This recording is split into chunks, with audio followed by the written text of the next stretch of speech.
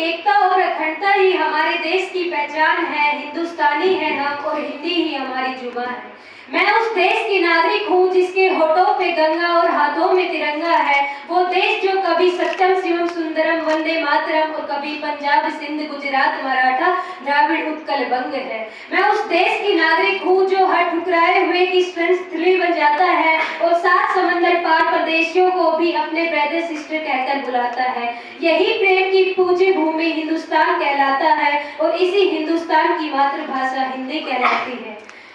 नमस्कार, यहाँ उपस्थित महानुभाव व युवा शक्ति के समक्ष मैं आज हिंदी की स्थिति के बारे में कुछ बातें बोलना चाहती हूँ। आशा है आप सभी को पसंद आएगी।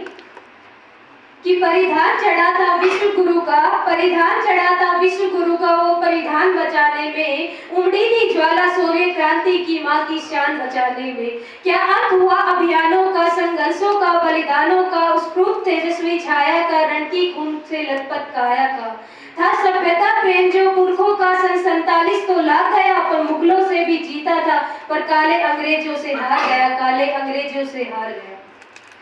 अंग्रेजी के टूटे फूटे शब्द मधुर लगते हैं, साहित्य सभ्य सी भाषा तो अब तिरछ बनकर लगते हैं। वेदों में तो किस्से है, आज के युवाओं की विचारधारा क्या है कि वेदों में तो किस्से है, इतिहास उन्हें बस रहने दो, तुलसी काला के मुंह रखो, पुस्तकों में सिमटे रहने दो।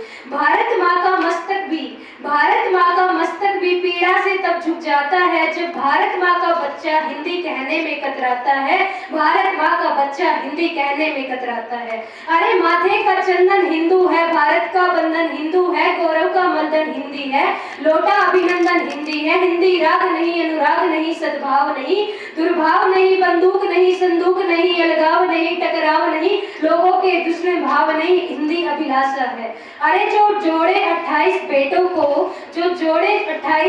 को हिंदी तो भारत माँ की आशा है, पर तिरस्कार उस आशा का गर्म लहू पर खाता है जब हिंदी माँ के सम्मुख कोई प्रश्न चिन्ह उठाता है, जब हिंदी माँ के सम्मुख कोई प्रश्न चिन्ह उठाता है। मुझे घृणा नहीं अंग्रेजी